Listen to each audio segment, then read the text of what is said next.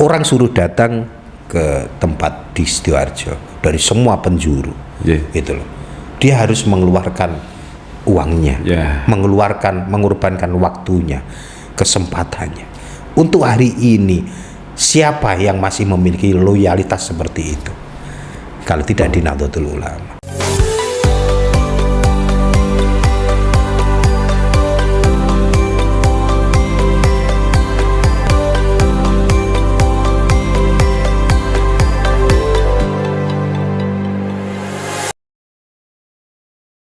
Bismillahirrahmanirrahim. Assalamualaikum warahmatullahi wabarakatuh. Salam sejahtera kita sekalian. Salam Om Swastiastu, nama budaya, salam kebajikan. Sobat Desa Nusantara, podcast Korem 81 di Rut Sahajaya. Pada kesempatan hari ini kita kedatangan seorang tokoh, seorang ulama. Ini Masya Allah, tabarakallah, Masya Allah, Alhamdulillah. Kita kedatangan tamu Ketua PCNU Kota Madiun, Nah, ini hal yang luar biasa sekali di hari ataupun menyambut hari lahir Nahdlatul Ulama yang 1 abad usianya. Kita kedatangan Ketua PCNU Kota Madiun, atau panggilannya Gus Sofan. Assalamualaikum Gus. Sehat nggih, sedanten nggih. Alhamdulillah. Keluarga sehat, alhamdulillah. Ada berkahnya pada hari ini. Ini 1 abad NU. 1 abad ini tepatnya besok lah Gus ya.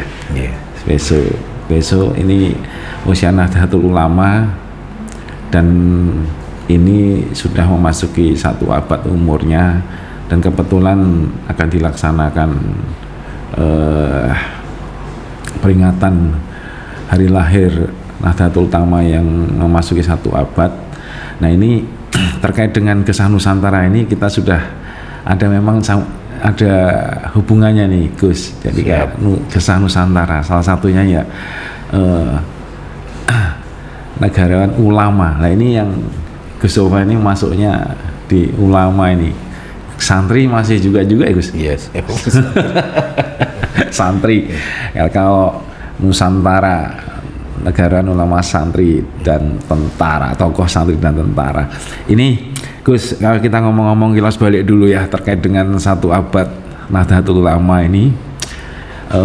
NU ini setahu saya didirikan pada tanggal 31 Januari 1926, ataupun masa itu dihitung kalau berdasarkan kalender Islam itu 16 Rajab 1344 Hijriah.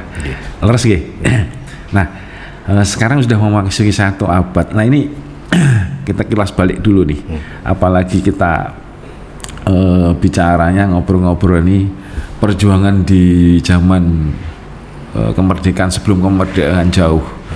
Ini kan tentunya sampai dengan awal berdiri kemerdekaan sampai dengan sekarang ini sudah memasuki 1 abad. Bisa bercerita ini enggak Gus, kira-kira untuk sejarah NU ini sampai dengan sekarang, kiprahnya, apalagi kebersamaan antara ulama dan tentara zaman dulu nih, kemerdekaan sampai dengan sekarang. Pripun nih Gus? Iya. Memang tidak bisa dipisahkan. Jadi antaranya ulama, santri, tentara itu, ini sejarah yang luar biasa yang tidak pernah juga digaungkan ya. Jadi kita itu dulu pernah menjadi satu mitra yang kuat, NU dan tentara. Jadi untuk mengusir penjajah, dan selanjutnya pada saat meletusnya G30 PKI itu juga Nahdlatul Ulama juga bergandengan dengan tentara, dan itu kalau hari ini tentara kembali untuk ibaratnya apa ya, melakukan satu hubungan, mempererat kembali silaturahim kembali, itu sebenarnya cara wong Jawa itu jadi nepung le balung pisah, nyambungnya balung pisah, ngampungnya balung pisah nih. Iya. Artinya kita itu sebenarnya satu tubuh. Ya, pernah kita itu menjadi satu tubuh yang, dan sejak lama kita mungkin agak terpisah sedikit kan gitu loh. Karena waktu dan kegiatannya masing-masing. Akhirnya hari ini mungkin ibaratnya saya diundang di sini ini sangat luar biasa, dan kulo mengapresiasi. Dan mudah-mudahan jalinan NU dan tentara ini terus, karena bagaimanapun juga ketika Nahdlatul Ulama di negeri tercinta ini kuat, tentara akan juga menjadi kuat. Betul. Dan kalau NU ne kuat, tentara ne kuat, negeri ini akan menjadi baldatun thayyibatun wa rabbun ghafur, akan sejahtera semuanya. Maka jangan sampai kita dua bersaudara ini dipisahkan. Ini yang paling penting. Dan biasanya wong niku lek punya kekuatan sama gitu loh, NU dan tentara. Lah, biar mudah untuk merapuhkan, maka dipisah gitu loh. Kalau hari ini panjenengan menyponsori untuk kita bertemu, ini sangat luar biasa, dan mudah-mudahan nanti ini tertular kepada di daerah-daerah lain. Alhamdulillah. Nyata. Ya memang sama-sama hijau ya. Iya. Sama-sama hijau. Dan memang di saat awal terbentuk ini, memang NU itu kan suatu organisasi yang salah satu pelopor pendirinya Kiai Haji Wahab Hasbullah, Mbah Hasyim Asy'ari terutama, itu memang sebelum tentara itu berperang itu salah satunya juga minta restu beliau juga. Iya, benar. Zaman dulu. Bahkan sampai munculnya Hari Santri dengan resolusi jihad, itu juga waktu itu bersama-sama. Kita bertempur bersama-sama. Kalau tentaranya punya bedil, kalau santri-santri ini disenjatai kiai-kiai, cuman ada yang bawa pelintengan, ada yang bawa tumba, ada. Tapi ya walaupun itu cuman pelintengan, tapi ketika sudah diasmai oleh dulu itu bisa aja melintang pesawat jatuh. Sawapnya ini doanya yang begitu luar biasa itu. Sehingga dua elemen ini ya jangan sampai terpisah. Betul. Gitu loh. Ya memang sejarahnya sangat luar biasa, tidak lepas antara para ulama dan tentara pada saat itu dalam rangka merebut kemerdekaan itu. Istilahnya ada percobaan dari awal sebelum kemerdekaan, pada saat kemerdekaan, kemudian pasca kemerdekaan itu kan banyak beberapa kali goncangan-goncangan di tubuh NKRI itu sendiri, terutama di zaman yang tadi Kiai sebutkan di jam G30 Sepaga itu, penumpasan itu, dan satunya juga di Madiun dulu di tahun 48 itu. Jadi kalau dalam satu sejarah sebenarnya Nusantara Indonesia ini mau dirobohkan itu beberapa kali, gitu loh. Jadi mulai bagaimana Indonesia ini menjadi negara yang nantinya akan menjadi negara gagal kan. Mulai Presiden Soekarno dengan munculnya G30 SPKI, dan termasuk ada DITI, dan terusnya itu banyak. Dan alhamdulillah ketika masih bergandengan dengan Nahdlatul Ulama, nah ini yang menjadi peran utama di situ. Yang kedua, jadi zaman Pak Harto tahun 98 itu juga bagaimana negeri ini akan dijadikan negeri yang chaos kan gitu kan. Sehingga alhamdulillah para ulama saat itu turun gunung. Dan itu semuanya adalah tokoh-tokoh ulama Nahdlatul Ulama turun gunung. Berkelanjutan lagi bagaimana bagaimana supaya Indonesia ini menjadi pecah gitu. Setelah tahun waktu Gus Dur, turunnya Gus Dur itu kan. Alhamdulillah kalau Gus Dur sudah tokoh ibaratnya kebangsaan, kecintaan terhadap negeri ini melebihi kecintaannya terhadap jabatannya, sehingga ketika dilengsarkan, ketika saat itu warga NU sebenarnya harusnya marah, itu sama Gus Dur juga tidak diperbolehkan. Alhamdulillah ya NU bisa ngempet saat itu, dan selanjutnya sampai di era itu terus. Makanya ketika insya Allah ketika Nahdlatul Ulama bisa bergandeng tangan dengan tentara itu, ya berarti kita akan mengembalikan kekuatan besar di negeri ini. Itu sudah menjadi rumus. Pokoknya NU tentara jadi siji, gitu. Pasti negara ini akan menjadi kuat. Ketika negara ini menjadi kuat, pasti ada negara yang tidak rela. Nah ini, jadi ancaman kita ini bukan cuma ancaman di dalam negeri, tetapi sebenarnya justru ancaman kita ini dari luar. Tidak diperbolehkan Indonesia ini menjadi negara makmur. Karena konsepnya begini, dan Indonesia ini kalau makmur, gitu, yang pastinya karena Yun Sewu, di negeri ini yang mayoritas adalah penduduknya adalah Muslim. Lek dadi sorone nanti ya kita sendiri yang soro, gitu loh. Tapi ketika makmur negeri ini, nanti insya Allah semua rakyat yang mayoritas Muslim juga akan menjadi terangkat. Gitu. Semua elemen yang ada di negeri ini akan, maka ini butuh satu kesabaran.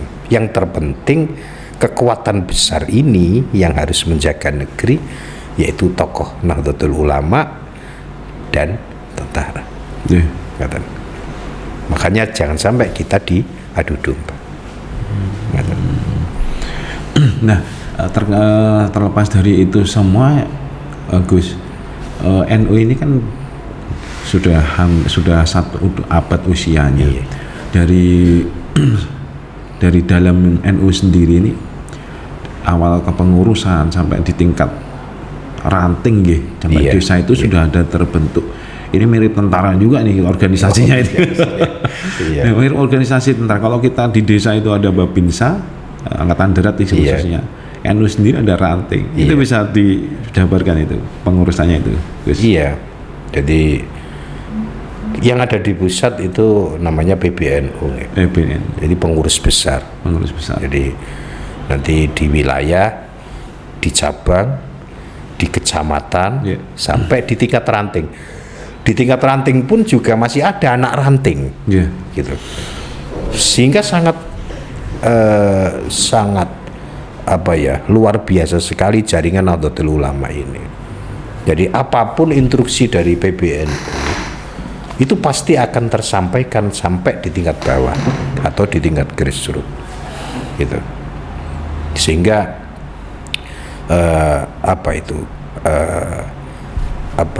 instruksional Nahdlatul Ulama itu tidak pernah bisa terputus, gitu. Di tingkat bawah, paling bawah, ada namanya pengkaderan Nahdlatul Ulama, yaitu munculnya pesantren-pesantren itu, dan di situ adalah penggemblengan santri menjadi tokoh kader Nahdlatul Ulama. Jadi insyaallah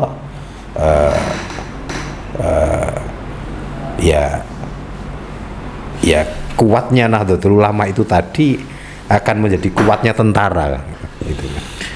Sama-sama berjuang lagi, sesuai dengan bidang masing-masing di situ. Nah, dari perjuangan NU sendiri ini awalnya itu sampai dengan sekarang ya, Gus. Substansi dan tujuan NU sendiri ini nopo? Kalau awal NU itu diberdirikan memang tidak terpisah dari Ahlussunnah wal Jamaah, itu aswaja atau sumber baik dari sumber Al-Quran, dari hadis dan ijma juga, dan juga ada beberapa substansi yang dijadikan tujuan dari NU, berdirinya itu tujuannya apa? Nah, ini bisa diterangkan, Gus. Kalau NU itu sebenarnya kan yang pertama adalah memang organisasi para ulama yang di situ memperjuangkan utamanya adalah Ahlus Sunnah wal Jamaah. Gitu. Bagaimana Ahlus Sunnah wal Jamaah ini terus berkibar di negeri ini. Jadi bagaimana menyatakan Islam yang rahmatan lil alamin itu bisa berselus berkibar di negeri ini, terus jaya di negeri ini. Dan alhamdulillah itu walaupun terpaan itu, hinaan, cacian, fitnahan yang selalu disampaikan oleh entah orang-orang yang tidak bertanggung jawab kepada Nahdlatul Ulama itu, ya, tapi bukan malah NU sendiri itu menjadi lemah gitu. Makin kuat ya? Iya, makin kuat gitu loh. Jadi kita tahu kok, semakin teruji. Iya, kita tahu. Jadi bagaimana sekarang ulama-ulama NU yang pernah menjadi imam Masjidil Haram itu, jadi mulai Mbah Yai Mahfud Tarmasi, Termas, jadi Mbah Yai Nawawi Al-Bantani, Mbah Yai Khatib As-Sambasi, itu ulama-ulama Nusantara yang menjadi hebat saat itu. Makanya jangan dikecilkan kiai-kiai ulama-ulama di Nusantara ini. Bahkan kemampuannya, bahkan kitabnya Mbah Yai Nawawi jadi Al-Bantani itu dikaji di Al-Azhar. Harusnya itu yang beliau-beliau itu menjadi viral ya, Gus yo. Iya. Makanya ya nyuwun sewu ketika khususnya umat Islam di negeri ini kan gitu. Jangan dianggap ketika kita punya ulama Nusantara ini kemampuannya di level rendah, enggak gitu loh. Ulama-ulama kita levelnya level internasional gitu. Dan itu diakui dunia. Ya, inilah misinya Nahdlatul Ulama. Bahkan sampai nyun sewu. Jadi ya termasuk perjuangan para ulama-ulama Nusantara kita ini, ulama-ulama NU. Dulu pada saat tahun 25 hampir saja jadi makam Rasulullah itu sudah mau diratakan dengan tanah. Gitu. Tahun itu ya? Iya. Dan itu siapa yang paling berjuang? Mbah Wahab Hasbullah. Gitu loh. Pada saat ada satu perjanjian Hijaz saat itu kan gitu. Masya Allah. Maka kita umat Islam di Indonesia ini semuanya bisa, sekarang masih bisa ziarah di Raudhah, masih bisa melihat makam Rasulullah, itu ya karena perjuangan ulama-ulama negeri ini gitu loh. Nanti buka aja sejarahnya, itu ada. Nah, saya cuma memberikan satu gambaran gitu aja. Jadi ulama-ulama di NU itu fungsinya itu tidak cuma di Nusantara tetapi di dunia internasional. Nah, selanjutnya gitu loh. Perjuangan NU itu tidak cuma kepada ideologi Ahlus Sunnah wal Jamaah, tetapi juga yang kedua ada, yaitu masalah kenegaraan dan kebangsaan. Nah, ini kalau kenegaraan kebangsaan nih identik dengan hubul watan minal iman. Nah, sampai Mbah Hashim itu mencetuskan, menggerakkan rakyat saat itu dengan istilah hubul watan minal iman. Jadi kalimat itu sekarang justru diadopsi oleh negara-negara Timur Tengah yang hari ini konflik. Ternyata tidak semua negara-negara, bahkan negara-negara besar pun gitu loh, jiwa kenegaraannya itu belum tentu kuat. Ketika satu negara nyun sewundan gitu, ini tentara nih bagiannya sebenarnya. Jadi kalau kita ada tantangan ya nyun sewu, jadi ketika tentara tok sing maju, berapa jumlah tentara? Gitu, berapa jumlah tentara?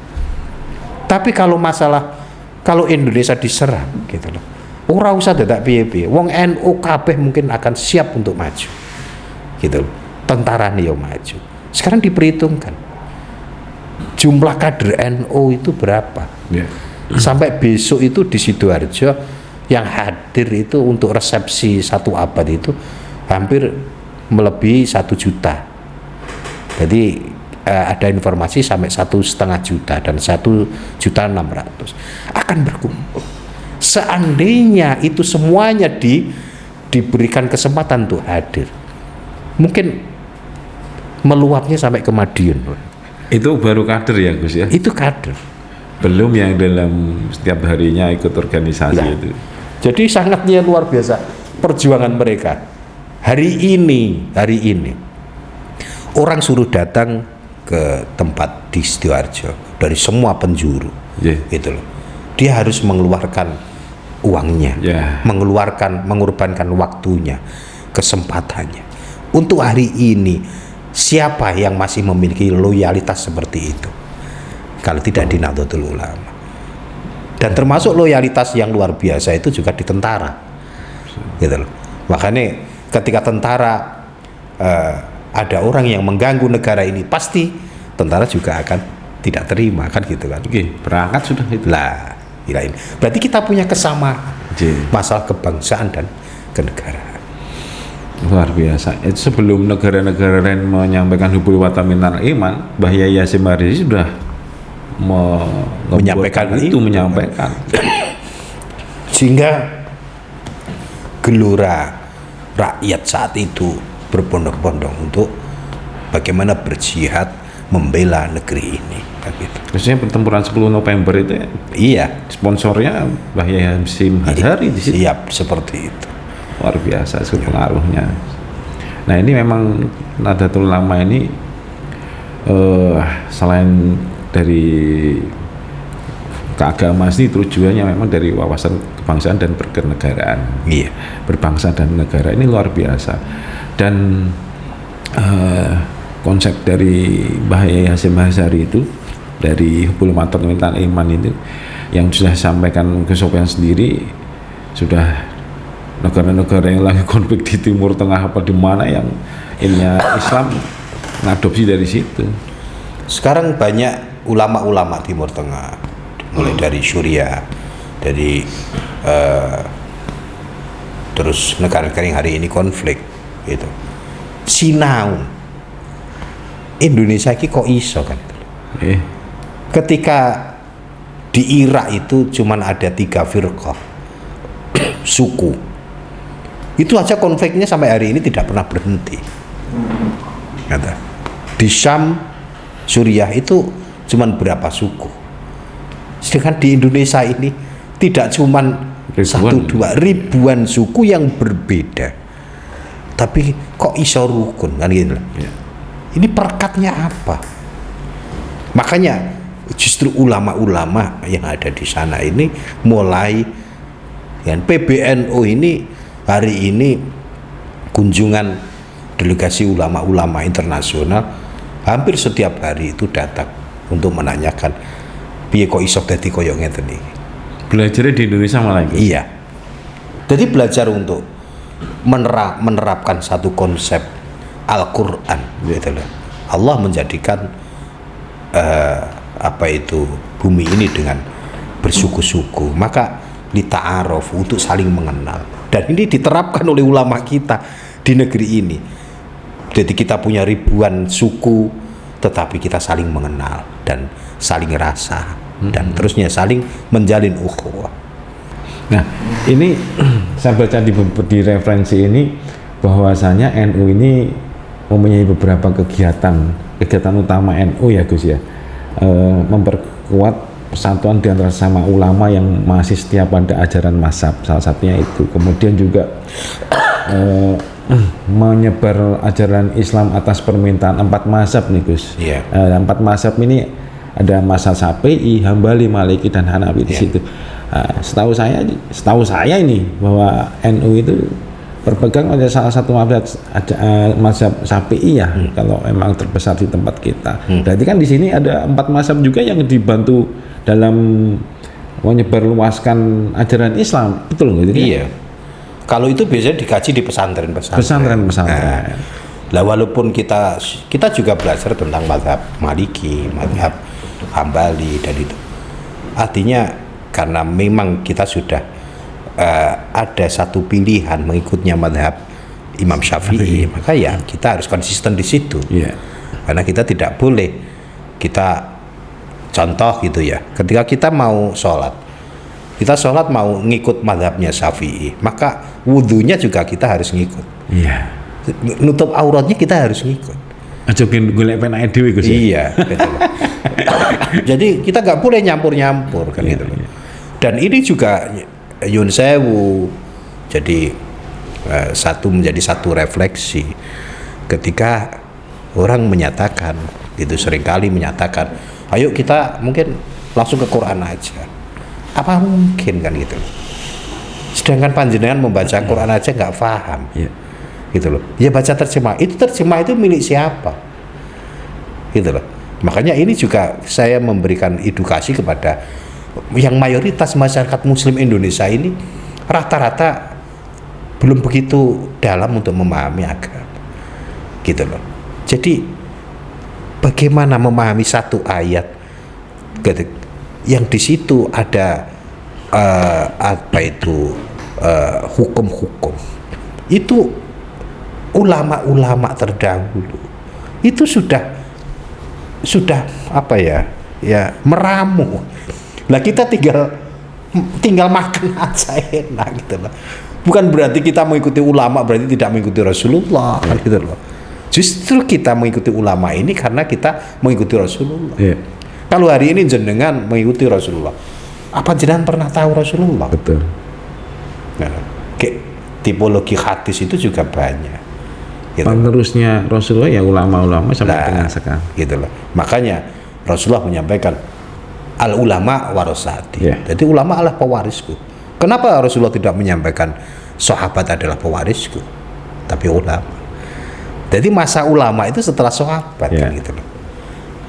Nah, ulama-ulama sampai dengan sekarang. Nah, alhamdulillah kita dibimbing oleh para ulama-ulama, yang ulama-ulama kita itu bersambung keilmuannya sampai kepada Rasulullah Sallallahu Alaihi Wasallam. Itu kalau masalah ideologi.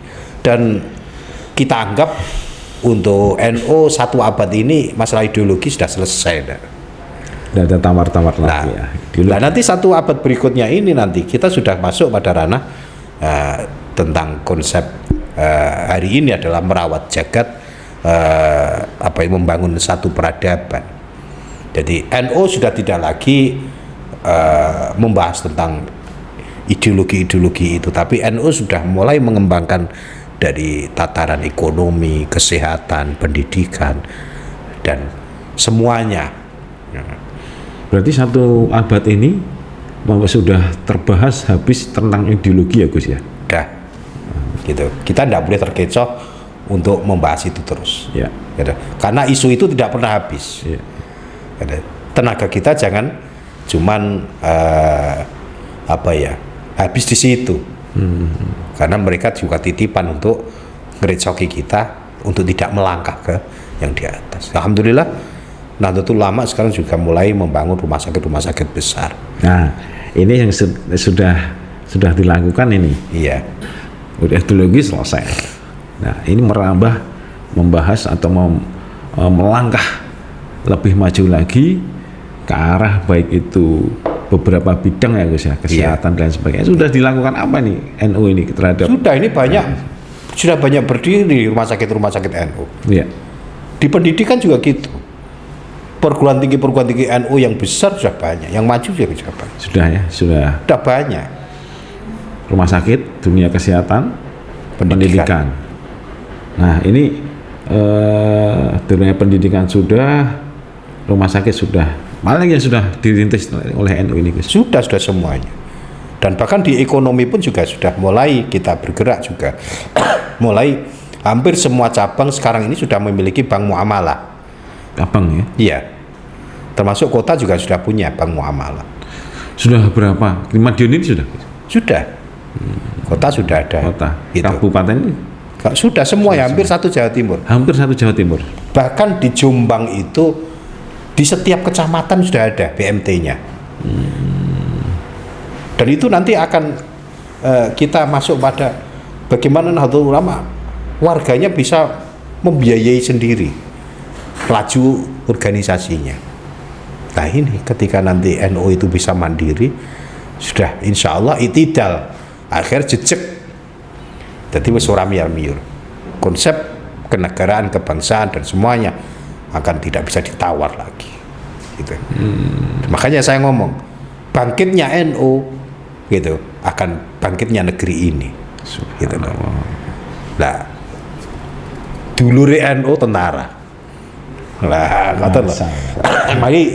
Maka dalam satu abad ini tentara juga harus juga menggandeng dulur lawas kan kata loh. Dulur lawas untuk ayo kita bangun negeri tercinta ini. Sehingga apa itu temanya satu abad ini merawat jagat. Merawat jagat. Nah, maka merawat jagat artinya kan sekilas saja. Kita sebagai manusia dijadikan oleh Allah sebagai khalifah. Inni ja'ilun fil ardi khalifah. Kita adalah sebagai khalifah. Allah menjadikan kita di bumi ini gitu, dihidupkan untuk menjaga bumi ini. Ketika bumi ini menjadi lestari gitu loh. Jadi Nahdlatul Ulama kemarin juga banyak program-program untuk menanam pohon, gitu, merawat jagat. Jadi menanam pohon. Artinya jangan sampai negeri ini rusak, eksploitasi. Jadi nyun sewu, pengambilan kekayaan bumi ini jangan tidak dibarengi dengan merawat, gitu. Kita memang Allah menciptakan bumi untuk manusia, tetapi kita juga harus menjaganya. Sehingga lek cara kita ngomong kiamat itu janjane ya gawene menungso kan. Nah, sekarang kalau gunung kita ambil batu-batunya tanpa harus kita mempertimbangkan, kita ngebor saminae, itu berarti kan kita tidak merawat bumi ini. Kita zalim. Ya kalau ngambil kayu dari pohon kita tebang ya tandur mana? Nah, gitu. Kalau jenengan memotong satu pohon, maka panjenengan harus menanam 5 pohon, gitu. Kalau semuanya nanti ini selalu disampaikan kepada kiai-kiai, sing di tegalan nganggur mulai ditanami. Nah, bahkan nyun sewu ketika paru-paru dunia ini juga ada di Indonesia ini. Mulane lek sampai nanti paru-paru ini rusak, itu kan ya dunyane ya rusak kan. Makanya saya minta sesuatu yang kita melakukan tindakan yang di situ ada fasadah, jadi mafsadah, kerusakan, itu berarti sesuatu yang bertolak dengan Al-Quran kan gitu kan. Siapa saja kan. Jadi kok ngerusak dengan cara bagaimana supaya negeri ini tidak tentram gitu, itu juga berarti sudah melawan dari aturan Allah kan gitu. Dan peradaban yang kedua adalah membangun satu peradaban. Ini tema kan. Maka alhamdulillah beliau Kiai Haji Yahya atau Gus Yahya, ketua umum kita Nahdlatul Ulama PBNU itu hampir punya gebrakan yang luar biasa. Beliau saya anggap sebagai mujaddid. Jadi al-muhafadzatu ala qadimis sholih. Kita menjaga sesuatu yang dulu. Nah, tetapi kita juga mengambil sesuatu yang baru yang bagus. Gitu. Tapi dalil ini jangan dipelencengkan. Jadi sing kawak dirawat, jumuk sing anyar kan gitu loh. Jangan itu, sampai nanti menjadi masjid. Nah, gitu loh. Jadi artinya peradaban Nahdlatul Ulama itu sesuatu peninggalan ulama-ulama salafus sholih yang lama tetap dipelajari, dan kita membangun satu peradaban baru yang sesuai dengan zamannya. Maka Nahdlatul Ulama selalu diminati karena fleksibelnya. Karena punya konsep wal akhdhu bil jadidil aslah. Selalu mengambil sesuatu yang bagus, yang manfaat. Dan meninggalkan mafsadah. Itu kaidah yang selalu diterapkan di NU. Makanya alhamdulillah jadi santri-santri NU itu ya jadi nirnorno kan gitu loh. Ya jadi ulama ada, jadi kiai ada, jadi politisi ada, yang jadi tentara juga banyak kan gitu. Jadi disitulah fleksibelnya Nahdlatul. Nah ini kita kilas balik lagi. Ini sejarahnya kalau perhitung-hitungannya jadi 1 abad ini hitungannya 100 tahun ini bagaimana nih Gus? Kita ngambil hitungan hijriahnya. Hijriahnya ya.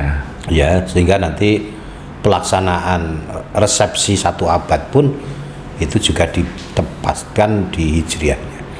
Ini pada saat tanggal 16 Rajab. Nah, selalunya orang itu orang awam ya Gus ya. Ini kalau berdirinya NU ini 31 Januari 1926. Kilas balik dihitung di sini urung genep 100 kok 1 abad kan gitu. Nah, diambilnya di hijriahnya iya. Gitu. Ya mungkin kalau sejarahnya NU ini memang tidak lepas dari Kiai Haji Hasyim Asy'ari, Kiai Haji Wahab Hasbullah dan Kiai Haji Bisri Samsuri dan beberapa tokoh ulama lain yang memang pada saat itu memikirkan syiar Islam dan negara juga dari situ. Luar biasa sekali. Nah ini para sobat Nusantara sekalian, kesan Nusantara dimanapun Anda berada, Nahdlatul Ulama sudah berkiprah seabad di bumi pertiwi Nusantara, negara kesatuan Republik Indonesia yang tentunya banyak menghadapi segala macam ujian, cobaan dan lain sebagainya, tetapi alhamdulillah sampai dengan sekarang berdiri kokoh seusia abad ini, sekarang 100 abad dengan hitungan hijriah, dan sudah berkembang menjadi salah satu organisasi terbesar di Indonesia, dunia bahkan ya. Masya Allah. Sekarang sudah banyak cabang-cabang NU di dunia. Masya Allah. Bahkan organisasi di negara lain belajar juga ke sini. Iya, ada. Karena ini luar biasa nih kan gitu kan. Nah, ini selain itu juga saya tahu juga ke sini ada beberapa kali kejadian saya dulu menjadi dandim itu ada penanggulangan bencana kebakaran hutan. Masalah ini relawan dari mana saya tanya? Dari NU Pak. Iya. Padahal dari NU kita semuanya. Masalah ini. Jadi yang ada di situ juga relawan-relawan dari NU itu situ. Masya Allah. Ayo dungu bareng sebelumnya. Kita karena situasi kebakaran hutan itu pada saat itu lama, saya koordinasi konsultasi nih dengan relawan-relawan NU ini, beberapa kawan saya di lapangan. Gimana nih Cak? Ini lama ini enggak? Ini wis dan ayo nunggu kita sholat istiqomah minta hujan. Nah, sama tempat itu kita kasih doa ini dengan doa dan beberapa kiai juga. Ternyata itu subhanallah dikasih hujan terus sama Allah itu 2 hari. Akhirnya dari beberapa minggu enggak padam itu jadi padam guys. Dan 2 hari itu hujan selesai, habis itu enggak hujan lagi. Iya. Karena orangnya ini keajaiban dari pertolongan dari Allah SWT ini. Lah itu yang mungkin tidak ada di selain NU kan itu. Jadi kekaromahan para ulama-ulama NU. Begitu. Kalau Nabi memiliki mukjizat, gitu, ketika ulama memiliki karomah, gitu. Itu juga dibenarkan. Jadi dalam ayat-ayat Quran juga banyak dituangkan. Jadi kalau tidak kekeramatan ulama-ulama NU, apa ya mungkin kita bisa mengusir Jepang kan gitu kan. Jadi masa kemerdekaan dulu diisi dulu dikasih donganya dulu sama yai-yai itu. Mbah saya itu kan, ini cerita mbah saya aja kan ya. Mbah saya itu di Nganjuk kan, gitu. Itu ketika masjidnya itu mau dibom gitu ya. Itulah bomnya itu ya, kalau nggak tekan ya kebablasan. Selalu nggak pernah sampai sasaran. Lusut terus. Iya. Dan ketika masuk di desanya mbah saya, ini Sohih ini, itu mesti kebingungan, nggak bisa keluar, munyer gitu aja. Nyasar sama Gus ya. Iya, ya sampai itu kalau dibiarkan itu ya sampai berapa hari pun juga gitu. Itu jangan dianggap cerita takhayul, itu mbah saya sendiri itu. Hanya ulama. Apalagi para ulama-ulama yang lain itu termasuk tokoh Buntet, itu Kiai Buntet itu kan luar biasa. Jadi rata-rata kalau ulama-ulama dahulu memang seperti, dan itu masih juga di era sekarang. Tapi biasanya kalau sekarang kiai-kiai yang sebagai patoi NU itu nggak begitu banyak mau terlihat di dunia nyata, kan artinya dia nggak mau naik di permukaan. Tapi kalau dia sudah turun gunung, ya itu sangat. Iya. Ada apa ya?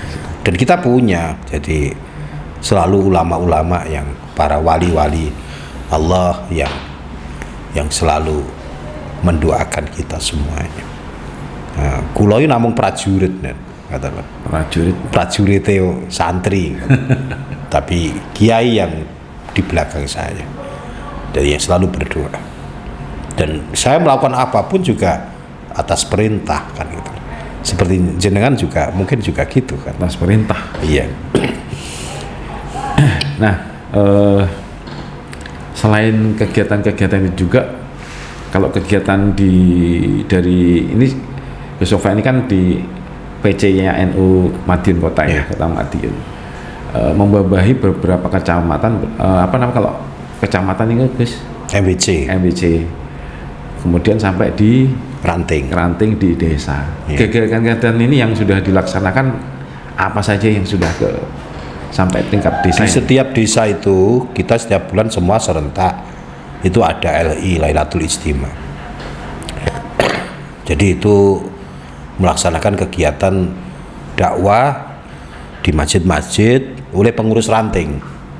Rutin itu? Iya, rutin. Jadi dan nanti setelah itu nanti baru kadang-kadang kita gabung serentak di cabang kan itu. Tidak cuman masalah kegiatan itu kan, kita juga punya pendidikan, lembaga pendidikan, kita juga punya lembaga ekonomi, jadi yang menangani tentang ekonomi Nahdlatul Ulama, sehingga kita bisa membiayai organisasi kan gitu. Kalau organisasinya NU sendiri kan ada namanya, jadi yayasan pendidikannya ada, karena di Ma'arif. Iya. Ma'arifnya. Jadi kalau untuk masalah penanggulangan bencana itu ada LPBI. Kemarin di waktu Semeru itu kita juga ngirimkan ke sana relawan gitu. Dan ketika terjadi sesuatu yang waktu corona kemarin, penyemprotan disinfektan, itu relawan NU LPBI terus aktif. Dia tidak pernah takut gitu. Pada saat orang itu ketakutan di rumah, itu konco-konco NU itu malah takut kalau di dalam rumah kan gitu. Ya memang NU ini sangat berperan, hampir organisasinya pun sampai desa. Luar biasa nih, dari desa, kecamatan pun ada lah. Ini mitranya kalau di desa ya mitranya ada Babinsa. Di situ dari kecamatan pun mitranya ada Muspika di situ, camat, Kapolsek dan Ramai itu sendiri. Nah ini memang di lapangan ini sangat inilah bermanfaat bagi warga itu sendiri di sana. Dan saya juga memang mengalami sendiri tuh Gus, di situ kawan-kawan di lapangan itu. Dari mana semua ini? Dari NU Pak. Alhamdulillah terbantu juga kita dalam bertugas itu. Itu masuk penanggulangan COVID kemarin juga peran serta dari rekan-rekan NU juga penanggulangan bencana itu sama-sama itu kita duluan dari sana juga sama-sama itu kawan itu duluan juga itu. Ini subhanallah luar biasa yang sudah dilakukan EU 1 abad ini.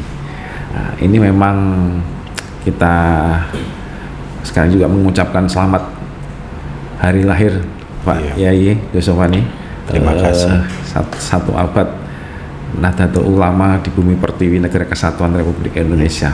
Mungkin khususnya dari PC yang diketuai oleh Gus sendiri, mungkin ada yang mau disampaikan kepada para pemirsa nih. Saya menyampaikan pada khususnya tentara jadi jangan jauh-jauh dengan NU gitu. Karena kita punya kekuatan yang sama atasipun untuk menjaga negeri tercinta ini. Dan jangan sampai kita dua saudara ini dipecah belah. Gitu. Jadi ketika Nahdlatul Ulama dan tentara bergandeng tangan, insya Allah jadi akan terwujudnya negara yang baldah thayyibah, negara yang makmur, negara yang diberkahi, negara yang penuh diridhoi oleh Allah Ta'ala. Itu pesan saya mungkin mulai sekarang ya dari tentara-tentara gitu. Ya santri ini ku alane wis ngoten niku. Ya wis jenengan kudu maklumi. Jadi ya wis santri iki sarungan wis ngoten niku brak-ubruk. Ya wis justru pada saat kita ketemu jenengan saged makan bersama. Kesederhanaan santri juga tercermin di tentara kok. Betul. Lek trimo turu nang alas saya wis biasa santri. Laras. Gitu. Makan apa adanya. Bahkan niku saya iki pesan kesan saya aja waktu saya nyantri.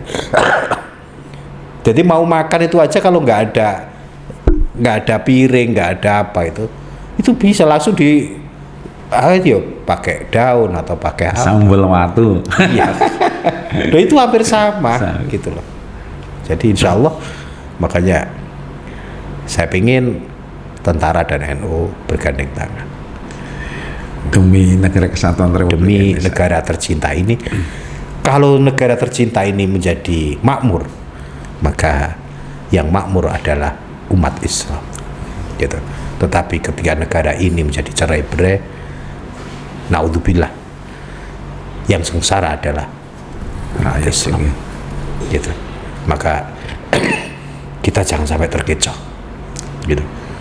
Jadi jangan sampai terkecoh oleh isu-isu internasional yang mau memisahkan NU dan tentara gitu.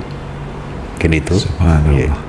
Matur suwun Yai atas kerawuhipun kedatangannya di studio kita podcast Kisah Nusantara di Koram 81 Tirut saja ya. Sobat setia Kisah Nusantara dimanapun Anda berada, kita sudahi bincang-bincang sejak dengan Ketua PCNU Kota Madiun. Semoga menjadi barokah kita semuanya. Amin amin. Ihdinas siratal mustaqim. Terima kasih atas perhatiannya. Assalamualaikum warahmatullahi wabarakatuh.